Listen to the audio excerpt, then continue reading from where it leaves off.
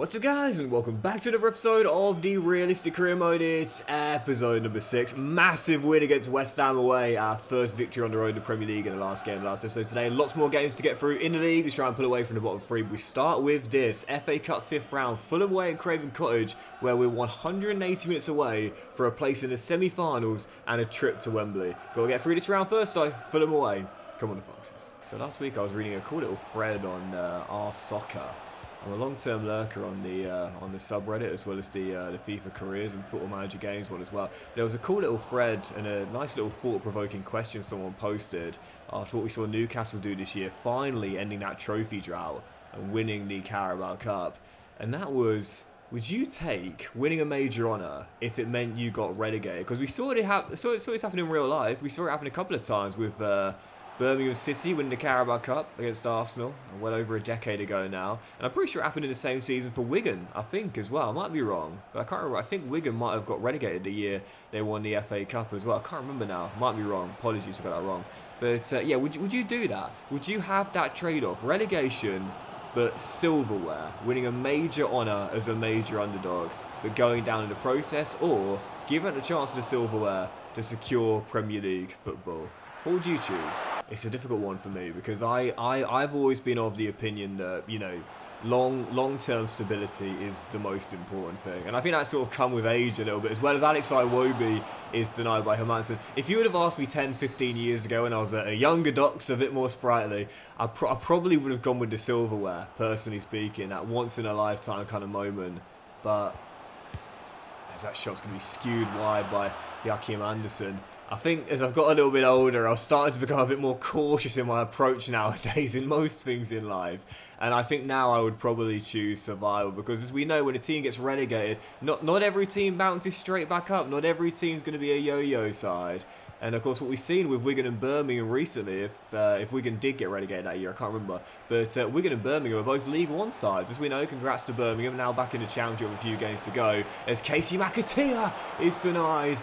And it's still 0-0, but for some clubs, relegation can spark a bit of a collapse, and Luton might be doing the same, of course, this year as well. So for me, I would choose Premier League safety. I'd give up the magic of the cup win for that Premier League survival. Of course, the reason I'm discussing this is because obviously there's a chance that we could do that this year. Win the FA Cup, but still maybe get relegated in the process. Yes, we're above the bottom 3, but only by a few points as Steffi Mavididi rolls through Durasimi, and this could be the goal that puts us in to the quarterfinals. And no surprise, it's our new man up top, Rafi with another Leicester lead in West London. And final chance for Fulham's got to defend this. Alex Iwobi into Tom Kearney, clips it through to Emil Smith-Rowe, the ex-gunner. Looking for space, rolls it through. This will be heartbreak. What a save for Manson with a follow-through, results in a penalty. Dived over Cody trying to block the shot. Caught the man on the follow-through. Penalty Fulham in the final seconds. I can't complain. And it's going to extra time. Absolutely bottled it with the final attack. It's been my big problem all season long, not being able to keep my composure and letting the adrenaline get the better of me. But I can't afford for that to be the case here though. Penalties will decide who makes the 6th round. If you've been watching me for a while, you'll know I've got a terrible record on penalties. I feel very pessimistic, but come on the Foxes, let's bail ourselves out. So for the pens, I'm just going to go with the 5 that have been listed here. I feel quite confident with them as well. And I definitely feel confident with my first penalty taker, Jamie Vardy. Willian will take the first for Fulham, and just like in normal time, they convert from the spot. As Vardy, wily old Jamie Vardy, evergreen, 38 years old, starting to take our first, and that was never in doubt. Vinicius next. I've gone the wrong way both times, and that continues. The one time I don't go that side is the time they go that side. Typical. Patson Daka, who was also brought off the bench with penalties in mind. Yep, right decision to bring them both on. Scores from the spot himself. And it's 2-2. Lukic up next. And Hermanson makes the save, which means that Durasimi, our top scorer, can give us our first lead on the spot kicks. Which he doesn't. Of all the players to miss, how typical is that? Purvis Estupiñán up next, and he scores, and Fulham restore the lead. And Pereira, one of the senior long-term Leicester players, makes it 3-3. Smith-Rowe versus Hermanson. Oh, how cool is that? 5th penalty, knowing if you miss it, your keeper has to bail you out and he chips it straight down the middle. I never chip penalties because I just know I'm always going to mess it up. And that's why I'm tempted to do it here, but I won't. Casey McAteer, the youngster, must score to force sudden death.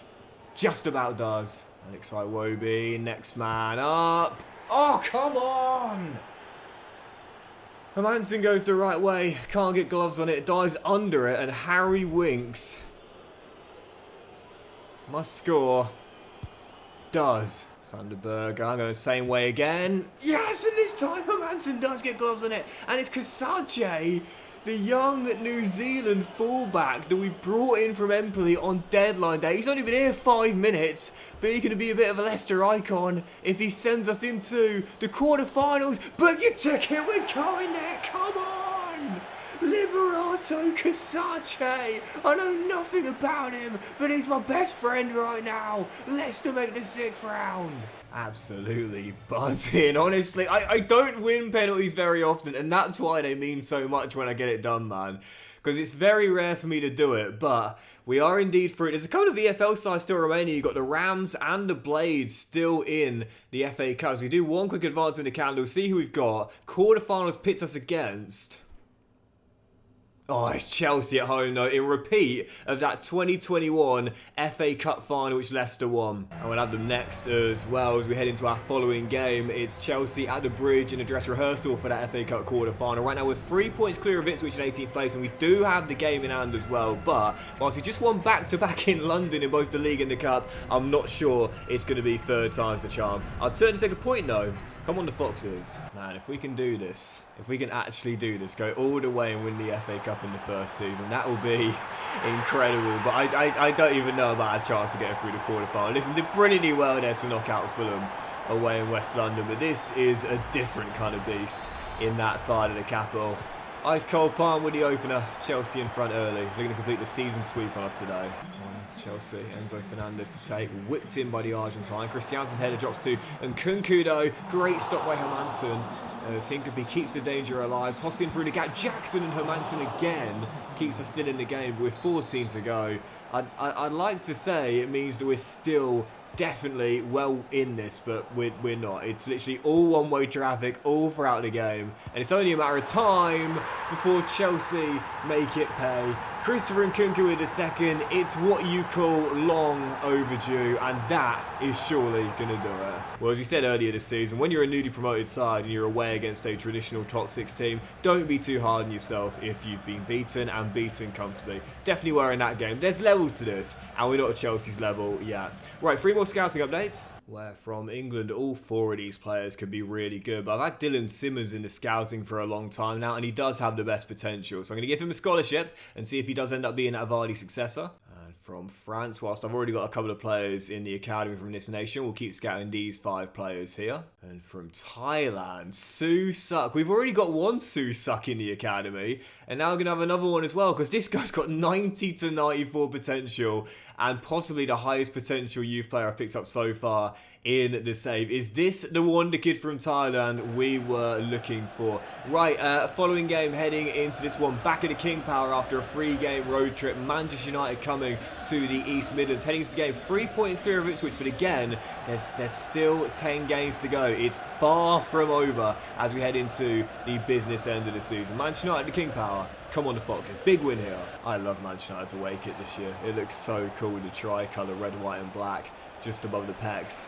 It's interesting for me because like every year I'm a huge kit nerd, as you know, and I always think who's going to win the battle in terms of the best and coolest designs this year. You know, Adidas or Nike, Adidas or Nike. This year I don't think there's any doubt. Oh come on, it's Adidas as Harry Winks gives Leicester the lead with his first of the year. 19 minutes in, I would say 10 games to go. Win 3 of them, we're safe in the Premier League. The only thing I would change, if I could, with Manchester United is the shirt sponsor, Snapdragon. It's not that bad, because I know they have a bit of a growing reputation now. But I've said before, like a terrible sponsor can ruin a good kit. Look at Leicester's home kit, for example. What's it? BC Game? Some kind of Bitcoin, like, online casino or something like that. Rubbish.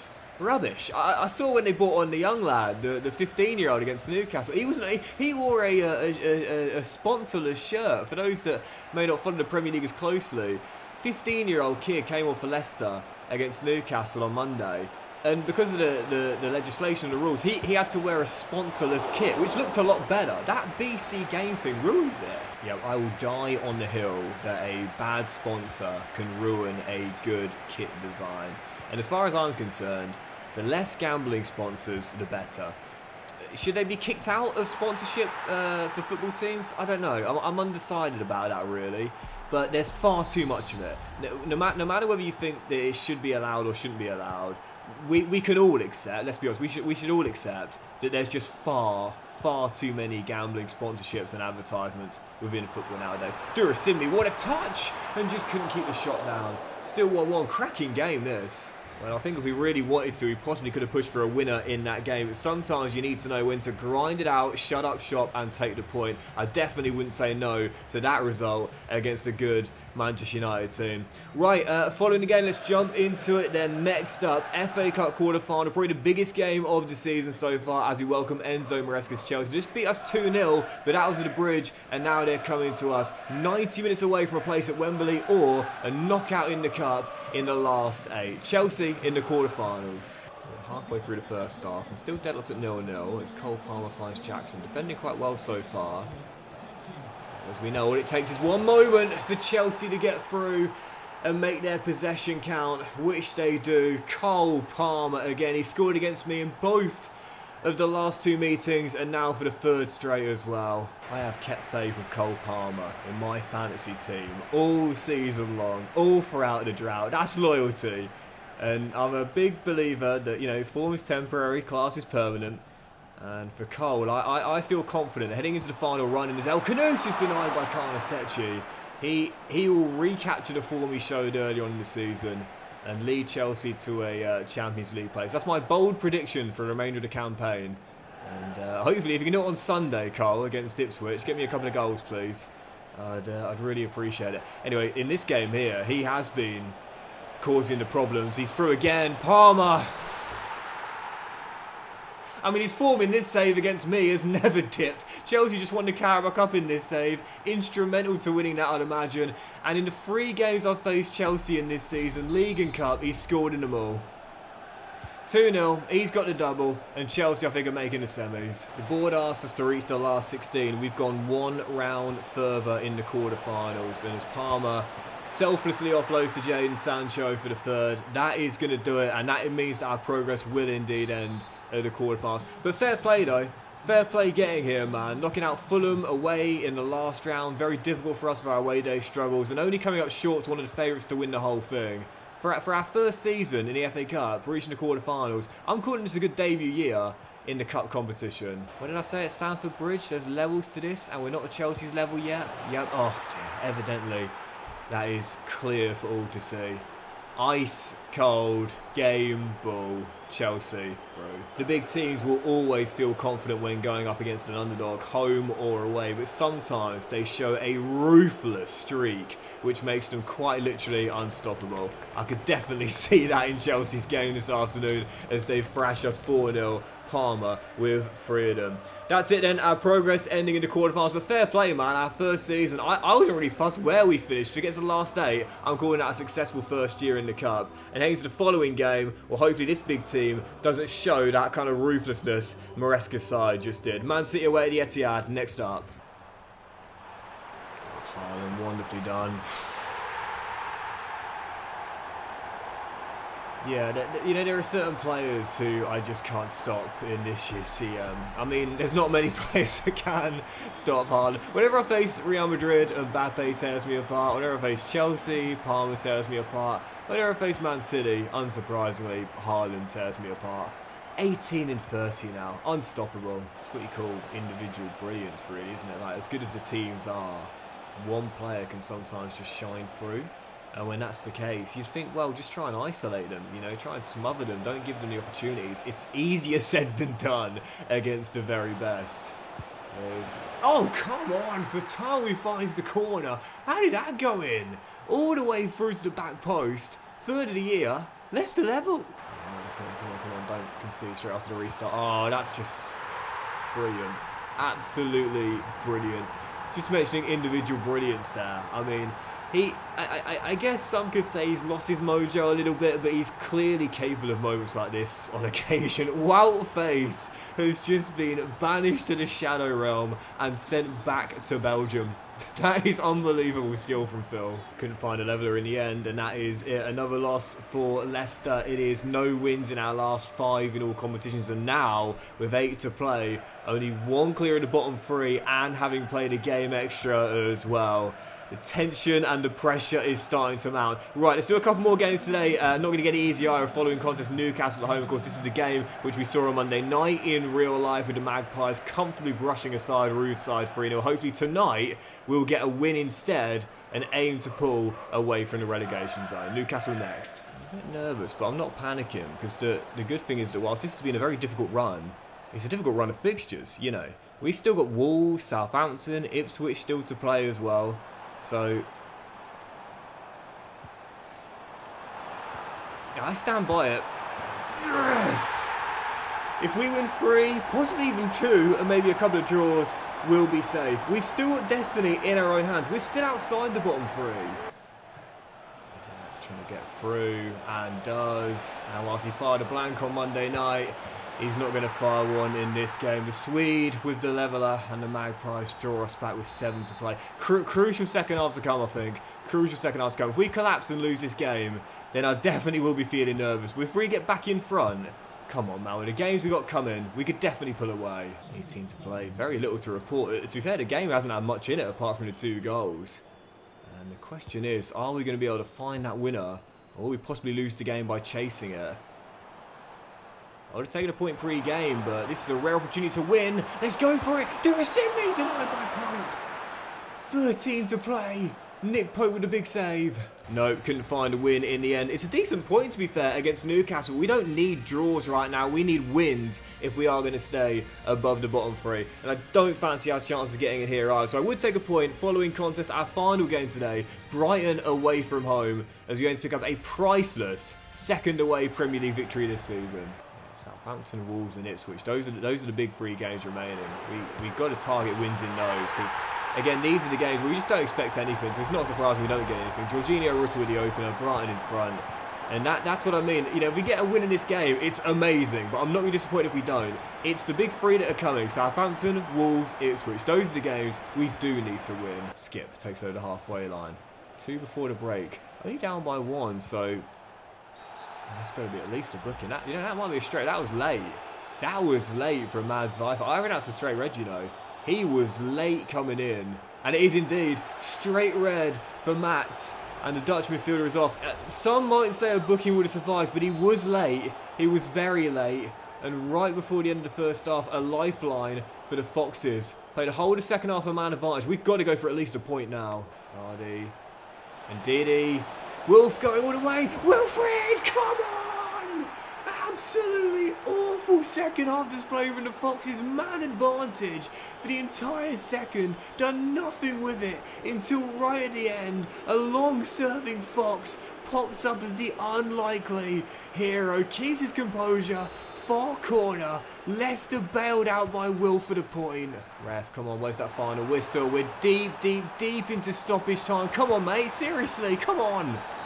Oh, is that a pen? What? How? Pen for what? Pen for what? Because you felt like it. Are you kidding me? What's he giving it for?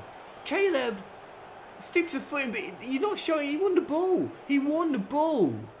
The ball was deflected out. He clearly won the ball. Absolute joke. Absolute joke. He clearly won the ball. Yes, there was force, but come on. A joke of a decision, and I'll stand by that. Great tackle by Akeda Bakoli. And yes, the follow through saw Pedro hit the floor, but no way should that be given in this late scenario.